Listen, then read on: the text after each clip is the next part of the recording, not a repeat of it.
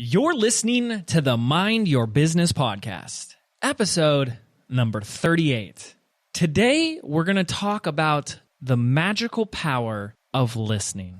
So, stay tuned.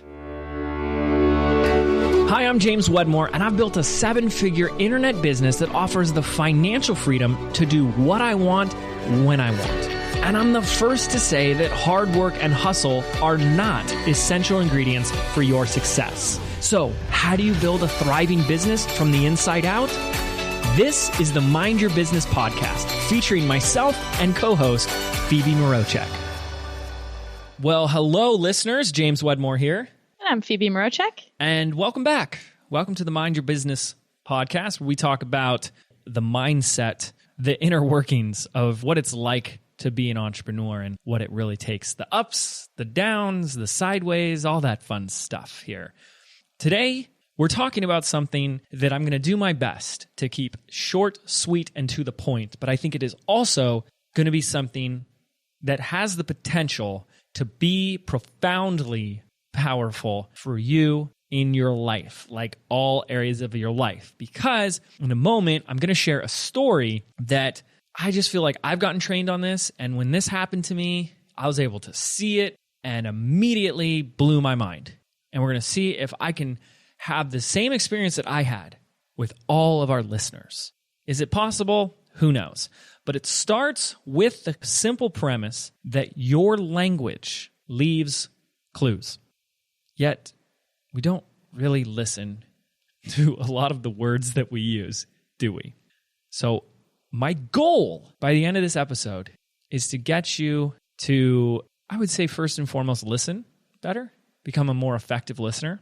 And you'll see why in a minute. But I want to start us out with a quote that may not make sense. In fact, I asked one of my Facebook groups this quote, and a lot of people were like, I have no idea what this means. I have no idea what you're talking about. So I'm just going to throw the quote out there. Here's the quote. I don't know who discovered water, but it sure wasn't a fish. Uh-oh. I'm curious, Phoebe, what does that mean to you?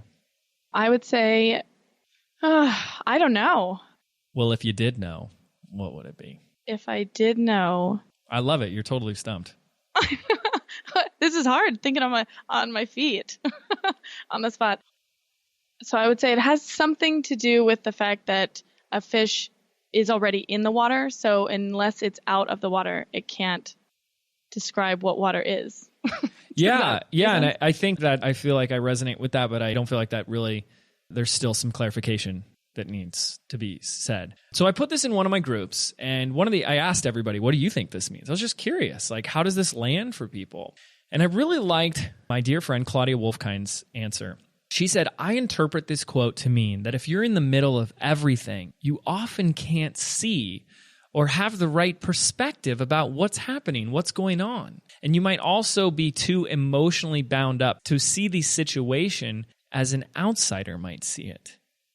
Claudia, that was awesome. That's pretty good, right? Like the whole thing is, what they're saying here with this is that a fish is in water all day long. Guys, this is like existential stuff here we're talking about, but I love geeking out about this, right? So you can imagine there's this fish that's in water, so there's no contrast to water. There's just water. So it knows of nothing else because that's what it has all day, every day, 100%.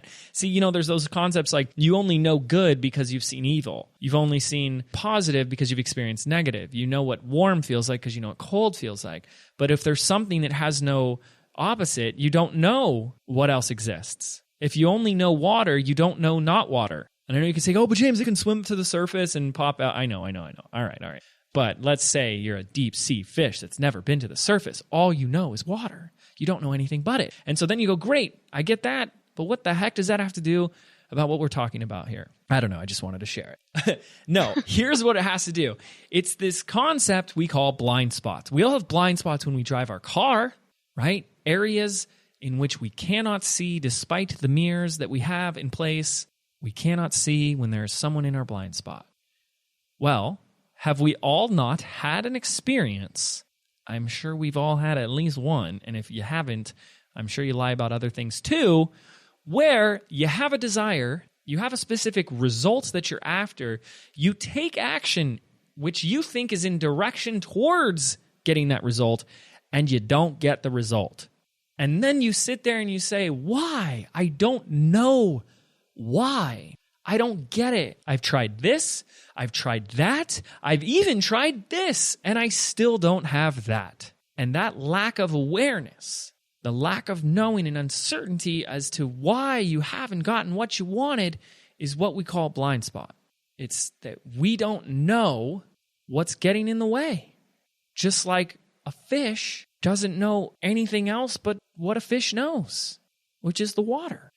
And I believe one way that we can get rid of a blind spot when we're driving a car is these new fancy cars that have like cameras and like little sensors when a car is in your blind spot.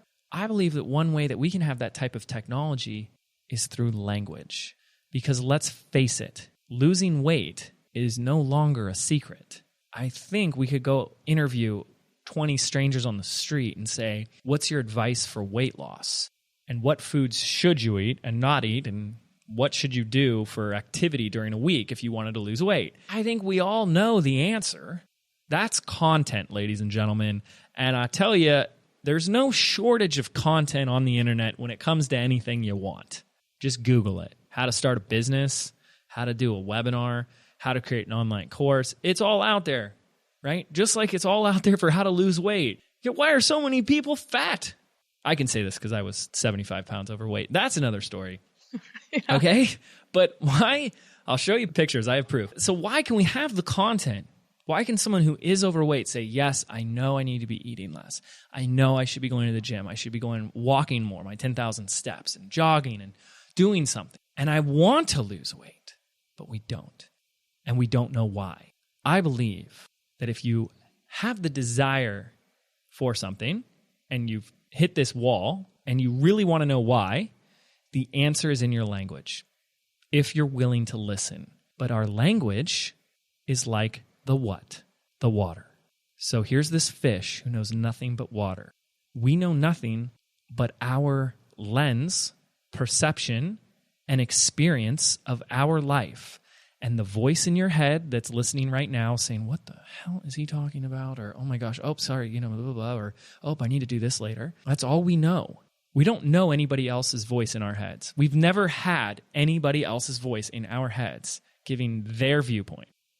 We have an experience of them talking to us and we interpret it from our perspective, but we've never been able to have in this life someone else's voice, someone else's mind, someone else's thoughts, feelings, and emotions inside our brain, right? So all we have is ours. And I believe if we feel stuck somewhere in our life and we want to get unstuck, it's not about filling your head with more content. I feel most of us do know how to get the things that we want, like losing weight, like making more money. So what is in the way? That is for you to discover. But the access to discovering it is through your language. So, story time. Are you ready? Let's go. You're with me so far, right, Phoebes? Yeah, definitely. Okay, we're going down the rabbit hole, ladies and gentlemen. Here we go. It's June 2016. This is a very recent story. It's 2 weeks after my wedding, and I am at my high-level mastermind. Yes, I am in a mastermind, and we are in Durango, Colorado. I've just arrived, and we are on a bus going to a fun activity, and I'm sitting next to a woman who I know is very smart because everyone in this room is smart, but I've gotten to know her. Her name is Jennifer Jimenez, so I'm giving her a little shout out because she's awesome. She's a good coach, she's a good friend, and she's just a really smart, successful person.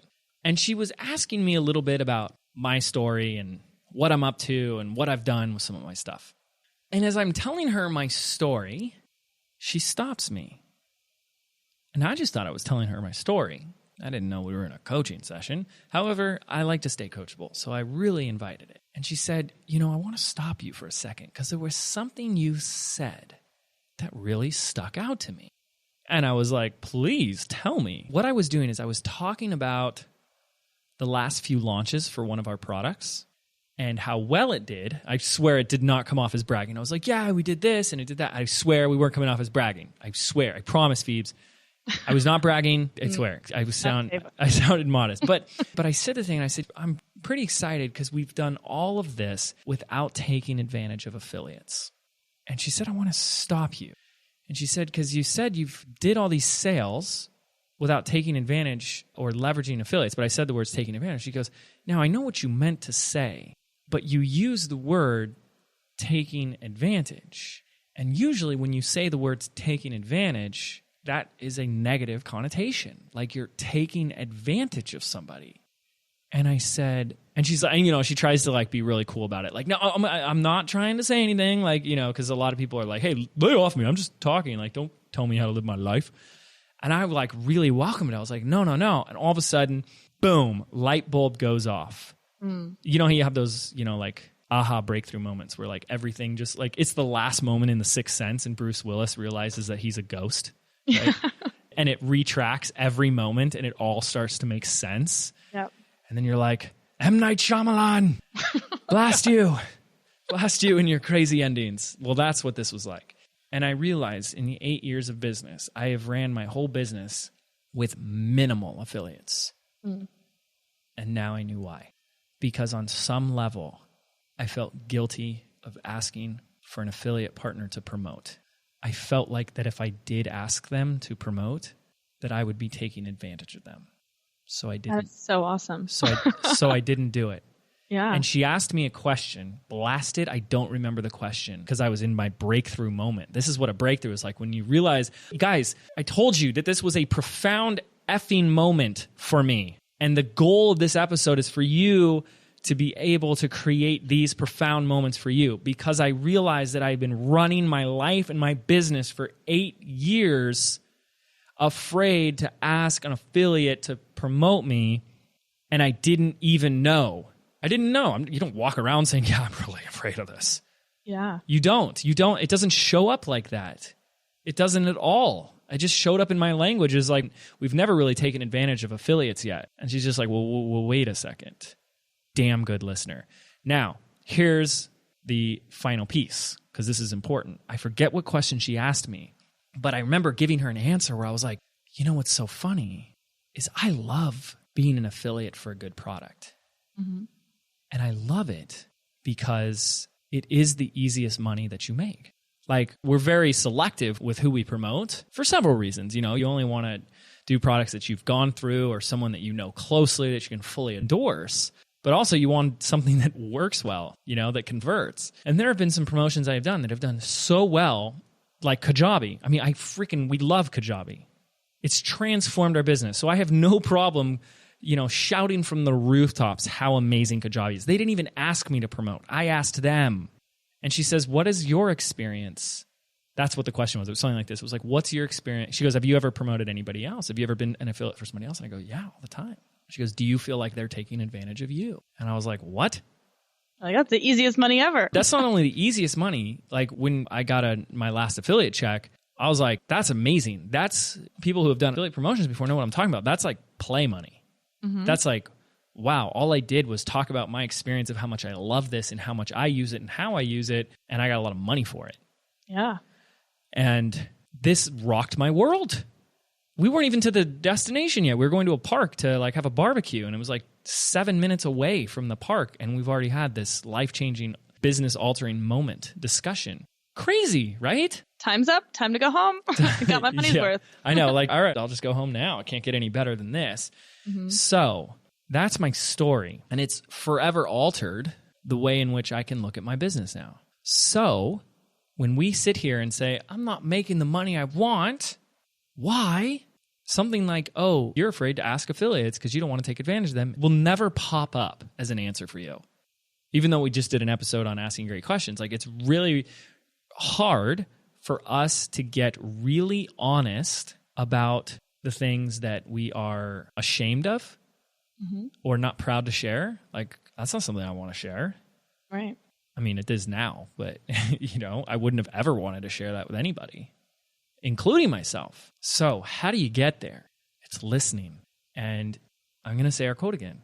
I don't know who discovered water, but it wasn't a fish. So I had a really interesting experience the other day where I was talking to my coach, and I was saying that a few days before my birthday, so I was doing like I challenged myself to 31 days of video before my 31st birthday. And so I was doing it in my little Facebook group and just kind of turning the camera on, and I would give them little marketing pieces of advice or whatever it was that day. And so he said, why don't you do more of that in your business? Or, why aren't you, if it worked, why aren't you doing more? And I said, well, I always trip up and I look stupid on video. And he caught me, and he's really good at that. He's a great listener. And he was like, you know what? Hold on, we're going to go back to that, because when you say that, of course you don't want to do video if you always trip up and you look stupid. So his challenge to me was put all of that in the past tense. And he's like, okay, I used to trip up and look stupid on video. And he's like, just making that one little shift in the verb that you're using, changing it from present tense to past tense will change everything. And so I've really, in the last even 2 weeks, this episode for me is very relevant. I have become so much more aware of what I'm saying. The other day I was joking around with my friends. I had a bunch of people over at my house and I was like, all right, well, I'm fat. I'll have some more. And I was like, whoa, why do I say that? Like, where did that come from? But that's just something in my head. Recently, I'm playing a lot of soccer. I'm trying to get really in shape, but still there's something there because I said it. And I was like, okay. And in front of all my friends, I was like, well, I used to be fat, but now I'm not. And it was this big joke. And everyone's like, what are you talking about? But only, I guess, having those people around you that I've trained. Another one of my girlfriends, every time I say, I don't know, she calls me out on it. And she's like, you do know, you do know, you do know. Those are like 3 pretty, I think, big examples for me personally in the last couple weeks that have happened and have just kind of changed the game and made me so much more aware of what I say to other people, but also what I'm saying to myself. And as it comes out, I think I become so much more aware of that. So, or like the example when I asked you, what does that quote mean to you? And you said, I don't know. And I said, well, if you did know, right, what would it mean? First of all, I want to say great share. That was awesome, because my concern with this episode was that I can only remember one example. Mm-hmm. And I'm so glad that because this was really my episode. This was something I was like, Phoebe, I have something I want to talk about. Just hop on and here's my outline. I'm just going to go for it. And I'm so glad. I had no idea you were going to share those. I just think that helped really point out so many more common indicators of our language. So that was really great. Well, it's just been so, as I said, it's been really a recent thing that now I'm just starting to observe everything I say, and I'm being so much more careful of what I'm saying to especially my sister was here this past weekend, and what I was saying to her were just little things. I was like, oh, I'm going to take that back. And you kind of look a little stupid for the first couple times when you say that. I kept being like, well, I'm going to take that back, actually. She's like, what are you talking about? I'm like, I'm going to change my language. I love it. Now, if you're a coach of any sorts, then you already know what we're talking about, because a lot of coaching is about just real listening and kind of repeating back, to people. A lot of times it's repeating back to people what they said in a way that sounds really stupid. So I could be like, so what you're telling me, Phoebe, is that you running a video marketing website, you're not going to make videos because you look stupid on camera. Right. And then when you say it back to them, they're like, if you put it that way. Yeah. Well, that sounds ridiculous. I'm just repeating back what you told me. So what do you do with this information? What do you do with this story and these examples that we've given you? What I've gone ahead and done is I've created 4 homework assignments, 4 action items that you can do to bring the power of effective listening to your awareness. So the first thing, if you choose to do this exercise, is to listen to others. Now, a lot of the times we think we're listening, and I fall victim to this all the time, but we're not listening. We're just trying to interpret what they're saying and then think of what we're going to say next so that we sound smart and look good, right? So try to just isolate the words and just listen to the specific words and phrases they use. And another thing, and I'm, again, really guilty. You could ask Chelsea of this, and I really apologize for this, but a lot of times, because my brain will work so fast, I'm already want to go, come on, let's get on with the conversation, that I will not wait until the person is done speaking. Phoebe's laughing because I've probably done that to her. Yeah. And, I'm aware of that. My excuse is because I get so excited and passionate. And it's like, oh, yes, we could do this, and I'm like, okay, wait, I should let the other person speak. So the way that you really practice this is you make sure that the person is done and there's 2 seconds of pause before you say anything, versus I can't have any awkward silence. I got to just say something. So exercise number 1, listen to others. Listen to the words and the phrases. You don't repeat it back to them. Don't try to be their coach. Your friends are going to hate you. They won't be your friends anymore. Oh, so, when you talk about your boss, you really are saying this and that really blah, blah, blah. They're not going to like you anymore. Okay. You're just listening. You're keeping this to yourself. You don't impose advice or unsolicited coaching on somebody the first day after you listening to a podcast, okay? Trust me, that's the quickest way to lose a friend. But what you could do is if you're on the phone, this is something a really good thing, is write down what they're saying. Try to keep up with the phrases that really stand out to you and just start to write them down, okay? Now, exercise number 2 is to do something where you write down something you really want. Something that is important to you that you do not have. And then I want you to write down or answer the question, why haven't you done it? Whether it's, I want to get back in shape, write that book, go on that vacation, and say, well, why haven't I done that? And it might be hard because you're already like kind of trained to like hear for the answer, but just see what comes up as the answer as to why not. And you know, if you write these down, again, language leaves clues. But I think also the important part is to, as you're, not think so much about when you're writing, just to let it go. Because I know, especially, well, if I'm ever writing on the computer, I go back and I edit. I'm like, oh, that, no, that doesn't sound right or something. So I would say, again, I'm a big pen to paper person. So just whatever the fluid writing is, just go for it. And then go back and actually look at the words that you used, because that will be very telling, I'm sure. Well, yeah. And if you listen to your story, Phoebe, about you working with your coach, you weren't really thinking about it. You're just saying, yes, I want to do this thing, which is this daily activity for 30 days with my audience. And then you gave a reason why it's not going to work. But I can't do videos because of how I look on camera.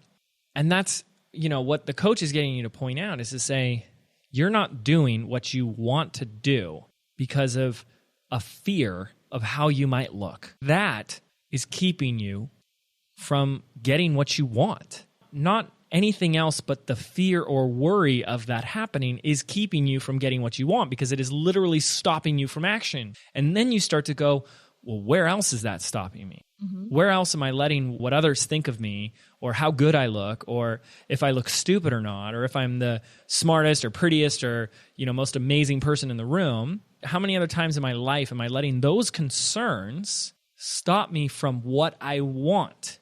Now, I'm not trying to pick on Phoebe because we all do this.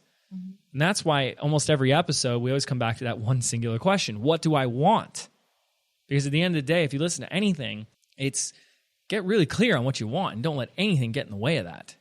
Phoebe, if you want to make 1 million videos, some jerk hater on the other side of the country should not win and be the reason why you don't do that. And you know that. We know that logically, but we then create these excuses. So that's exercise number 2. Identify what you want and all the reasons that you've been telling yourself or you're telling yourself right now, because those are indicators too. Number 3, this is a tough one. If you can do this, maybe we gave you too many assignments here because this is a tough one, but I really recommend it. Start to notice your complaints. Anything. You woke up too late. There's a dog barking outside. Too many emails. Rude customer. Stupid comments on Facebook. Every complaint. Just start to notice them. If you want to write them down, that's extra credit. But just start to go, oh, there I go. I'm complaining again. Because you're starting to listen to the language that we use. And then finally, if you want to do this one, this was scary. When I did this, I was very scared. Go to the people closest to you, friends, family, loved ones, and ask them this one question. How do people describe me? Or what do people say about when I'm not in the room? Yikes. Yeah. Now, what that does is it starts to get you to understand how you are from someone else's perspective.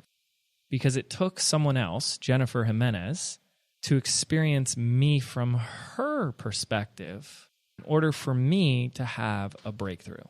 So it's essential, but it's scary, isn't it?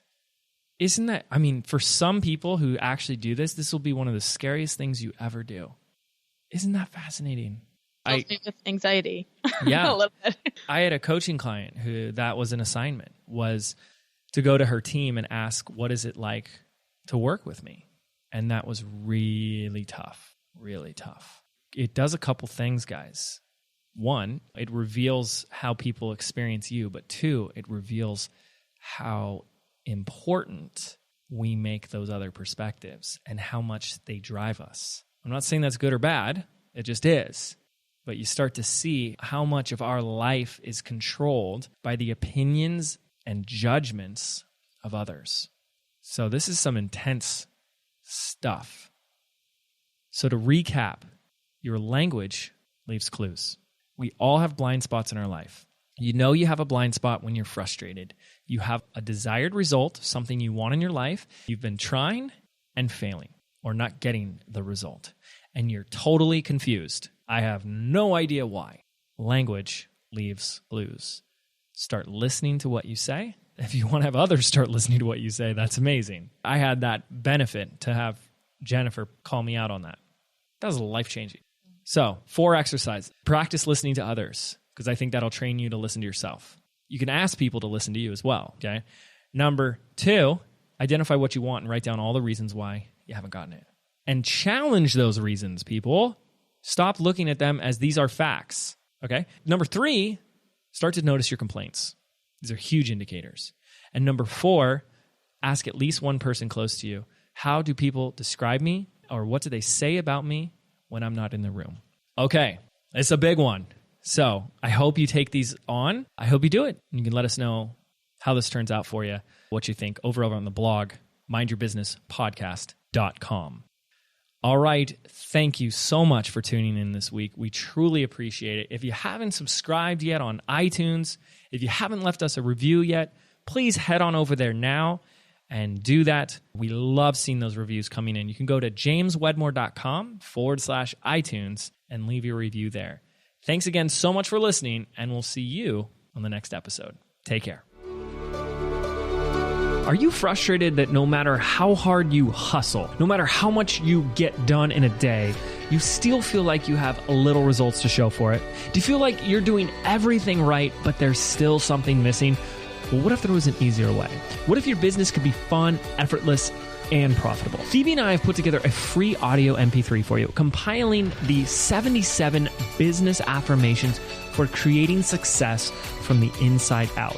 And we want to give it to you absolutely free.